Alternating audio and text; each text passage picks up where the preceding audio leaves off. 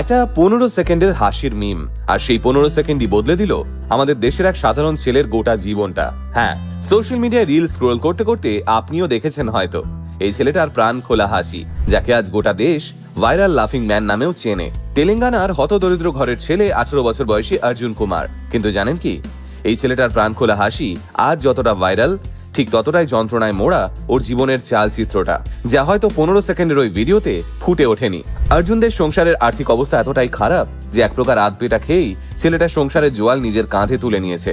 কিন্তু জীবনের হাজার কষ্টের মাঝেও অর্জুনের মুখে সবসময় লেগে থাকে এক সহজ নির্ভেজাল প্রাণ খোলা হাসি, যে হাসিটাই একদিন অর্জুনের কর্মক্ষেত্রের মালিক রেকর্ড করে সোশ্যাল মিডিয়ায় পোস্ট করে দেন।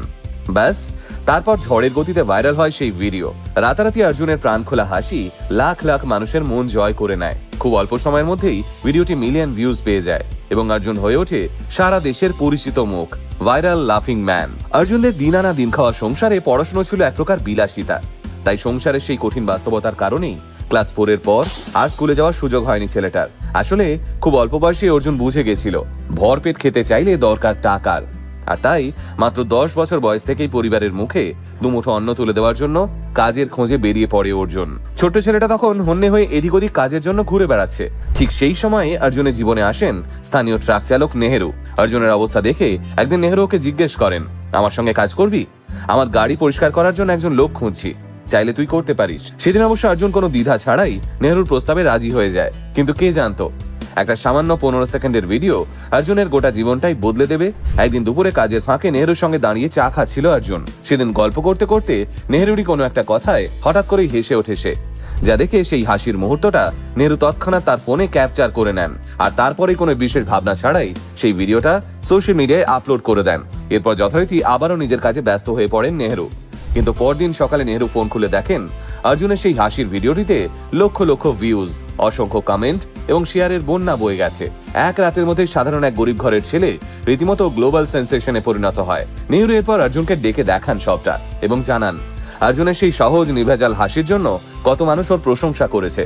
কিন্তু দুর্ভাগ্যবশত এই যে এত আনন্দ, এত উচ্ছ্বাসের কথা নেহেরু অর্জুনকে ঠিক করে বোঝাতে পারছিলেন না, কারণ অর্জুন সেইভাবে পড়াশুনো জানে না। সোশ্যাল মিডিয়া কি, সেখানে মানুষ কি লিখছে, এসব সম্পর্কে ওর কোনো ধারণাই নেই।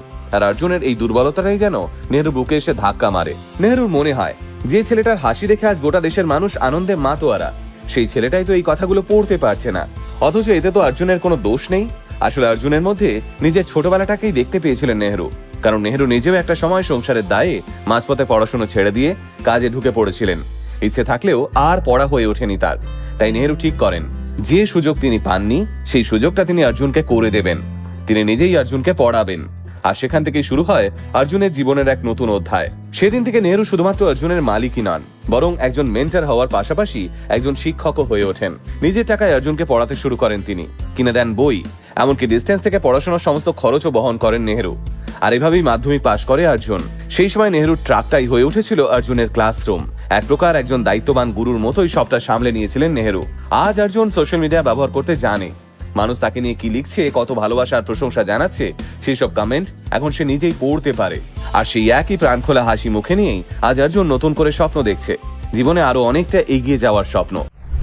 জানেন, কখনো কখনো আমাদের জীবনে এমন কিছু মানুষ এসে পড়েন যারা শুধুমাত্র পথ দেখিয়ে থেমে থাকেন না, বরং তারা আমাদের নতুন করে বাঁচতে শেখান, নিজেদের ভিতরে সম্ভাবনাকে চিনতে শেখান, আর সবচেয়ে বড় কথা নিজেকে ভালোবাসতে শেখান। আপনার জীবনেও কি আছে নাকি এমন মানুষ যিনি আপনাকেও একটা নতুন জীবন দিয়েছেন? তাহলে কমেন্টে তাকে ধন্যবাদ জানাতে কিন্তু একদম ভুলবেন না।